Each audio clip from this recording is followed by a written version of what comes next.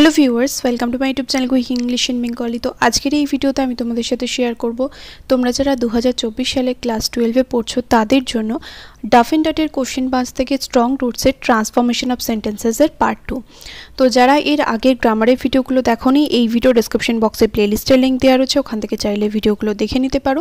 আর পুরো অক্টোবর মাস জুড়ে তোমাদের গ্রামারের সমস্ত ভিডিও দেবো, পুরো টেক্সট তোমাদের কমপ্লিট হয়ে গিয়েছে এবং সমস্ত নোটসও তোমাদের দিয়ে দিয়েছি।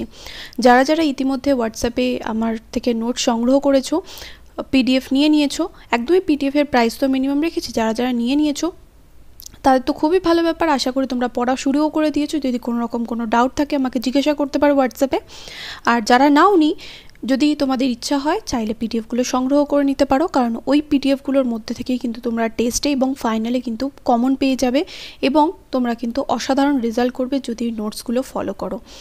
তাই যারা নিতে চাও অবশ্যই করে কিন্তু এই ভিডিও ডেসক্রিপশন বক্সে দেওয়া হোয়াটসঅ্যাপ নাম্বারে আমার সাথে তাড়াতাড়ি যোগাযোগ করো, কারণ টেস্ট পরীক্ষার পরে গিয়ে বা ফাইনাল পরীক্ষার পরে গিয়ে যদি তোমরা ভাবো যে নোটসগুলো নিলে ভালো হতো, তখন কিন্তু আর আফসোস করার সুযোগ থাকবে না বা সময়ও থাকবে না। পরীক্ষা হয়ে যাওয়ার পরে তো আর নোটস নিলে কোনো কাজ হবে না, তাই না? তাই বলছি তোমাদের যে সঠিক সাজেশন ফলো করো। পিডিএফগুলো যদি নিতে চাও, অ্যান্সার সহ পিডিএফ অবশ্যই করে কিন্তু কালেক্ট করে নিও আমার কাছ থেকে। তো চলো 11 নম্বর থেকে শুরু করা যাক। There was quite a lot of Hindu families too living amicably with their Muslim neighbors. সেখানে অনেক হিন্দু পরিবারও ছিল যারা কিনা তার মুসলিম প্রতিবেশীদের সাথে মিলেমিশে বাস করত।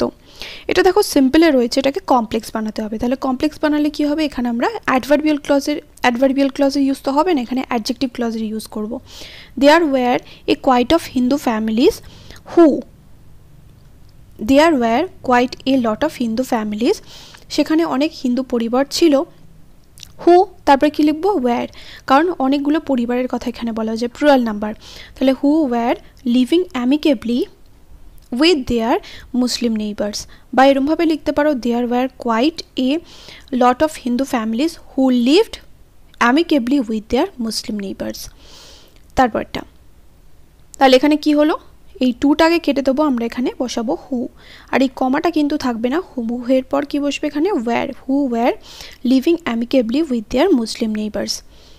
তারপরটা I had not the faintest idea of the meaning of the Arabic prayers chanted. যে আরবিক প্রার্থনাগুলো করা হতো তার বিন্দু বিসর্গ ধারণা আমার ছিল না। But I was totally convinced that they reach God. কিন্তু আমি এটা নিশ্চিত ছিলাম যে সেগুলো ভগবানের কাছে পৌঁছায়। তাহলে যদিও আমার কাছে কোনো রকম ধারণা ছিল না যে আরবিক মন্ত্রগুলো উচ্চারণ করা হতো সেগুলোর, কিন্তু তা সত্ত্বেও আমি নিশ্চিত ছিলাম। দেখো এখানে বাট রয়েছে, এটা কিসে রয়েছে, কম্পাউন্ডে রয়েছে, এটাকে কমপ্লেক্সে নিয়ে যেতে হবে। তাহলে এখানে দোয়ের ব্যবহার করব। তাহলে যদিও, তাহলে কি হবে, দো। তাহলে কি লিখবো, দো। তারপরে প্রথমে সেন্টেন্স লিখে দেবো, though I had not the faintest idea of the meaning of the Arabic prayers chanted, comma, এই বাটটাকে কেটে দেবো, I was totally convinced that they reached God. তারপর এটা this water was then carried home for invalids. এই জলটাকে তারপর বাড়িতে নিয়ে যাওয়া হতো, কাদের জন্য, যারা অসুস্থ তাদের জন্য। তাহলে এই জলটা যেটা বাড়িতে নিয়ে যাওয়া হতো সেটা কাদের জন্য ছিল, অসুস্থদের জন্য ছিল।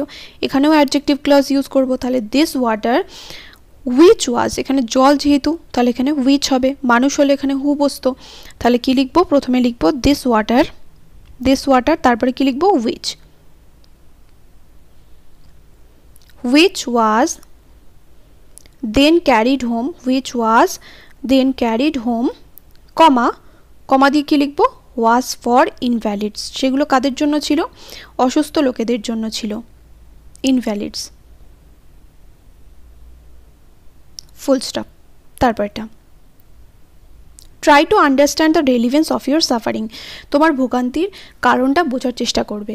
তাহলে যখনই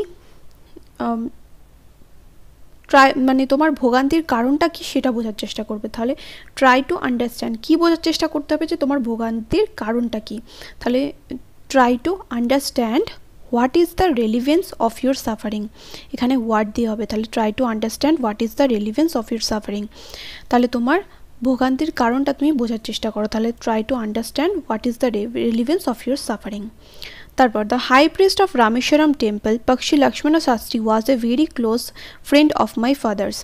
রামেশ্বরম মন্দিরের উচ্চ পুরোহিত পক্ষী লক্ষ্মণ শাস্ত্রী আমার বাবার খুব ঘনিষ্ঠ বন্ধু ছিলেন। তাহলে এখানে কার সম্বন্ধে বলছে? পক্ষী লক্ষ্মণ শাস্ত্রী সম্বন্ধে বলছে।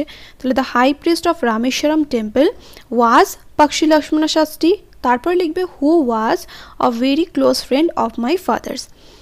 এরকমভাবে লিখতে পারো। আরেকটা কীরকমভাবে করা যায়? The high priest of Rameswaram, এরকমভাবে পক্ষী লক্ষ্মণ শাস্ত্রীকে আগে দেবে। Pakshi Lakshmana Sastry who was the high priest of Rameswaram temple, comma was a very close friend of my father's. Pakshi Lakshmana Shastri যিনি ছিলেন রামেশ্বরম মন্দিরের উচ্চ পুরোহিত, তিনি ছিলেন আমার বাবার ভীষণই ঘনিষ্ঠ বন্ধু। I also remember people visiting our home to offer thanks after being cured. আমার মনে পড়ে যে লোকেরা আমার বাড়িতে আসতো কি জানাতে? বাবাকে ধন্যবাদ জানাতে সুস্থ হওয়ার পর। তাহলে আমি এটা মনে করতে পারি, এখানে নাউন ক্লজের ব্যবহার হবে। আমি কি মনে করতে পারি? দেখো এটা প্রেজেন্ট টেন্সে রয়েছে। তাহলে I also remember এটা লিখবো। তারপরে কি লিখবো? দ্যাট। তারপরে কি হবে? পিপল ভিজিট, এই যে এখানে পিপল ভিজিট হবে কেন? কারণ এখানে রিমেম্বারটা দেখো প্রেজেন্ট টেন্সে রয়েছে, তাহলে এই সেন্টেন্সটা প্রেজেন্টে রয়েছে। ভিজিটিং শুধু লিখে দিলে কিন্তু এটা আর এতে থাকবে না, এটা কিন্তু পাস্টে চলে যাবে। তাহলে people visit our home to offer thanks after being cured. বোঝাতে পারলাম? তারপর এটা দেখো,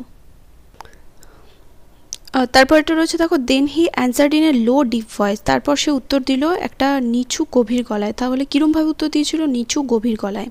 তাহলে then he answered in a voice which was low and deep, মানে যেটা ছিল নিচু এবং গভীর।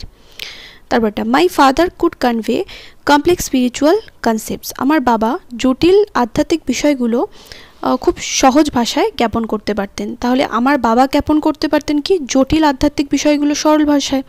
তাহলে এখানে কমপ্লেক্স স্পিরিচুয়াল কনসেপ্টসের কথা বলা হয়েছে, এই জায়গাটা ভাঙবো। তাহলে my father could convey complex spiritual concepts which were, এখানে কিন্তু একটা ধারণার কথা বলা হয়েছে না, অনেকগুলো ধারণার কথা বলা হয়েছে, তাহলে এখানে হুইচ ওয়্যার হবে। মাই ফাদার কুড কনভে এটা লিখবে, তারপরে spiritual concepts which were complex, যেটা ছিল জটিল। এরপরটা তারপরটা রয়েছে my father, I remember my father starting his day at 4 AM, আমার মনে আছে যে আমার বাবা 4টের সময় তার দিন শুরু করতো। তাহলে আমার মনে আছে যে আমার বাবা 4টের সময় তার দিন শুরু করতো। তাহলে I remember my father who started his day at 4 AM, আমার মনে আছে যে আমার বাবা 4টের সময় দিন শুরু করতো। তাহলে I remember my father who started his day at 4 AM, বা এরকমভাবে লিখতে পারো I remember that my father started his day at 4 AM, আমার মনে আছে যে আমার বাবা 4টের সময় তার দিন শুরু করতো। আশা করি বোঝাতে পারলাম। নেক্সট ভিডিওতে পরের যে পেজটার পরের যে গ্রামারগুলো আছে সেগুলো তোমাদের সাথে শেয়ার করবো। দেখা হবে নেক্সট ভিডিওতে। Till then by.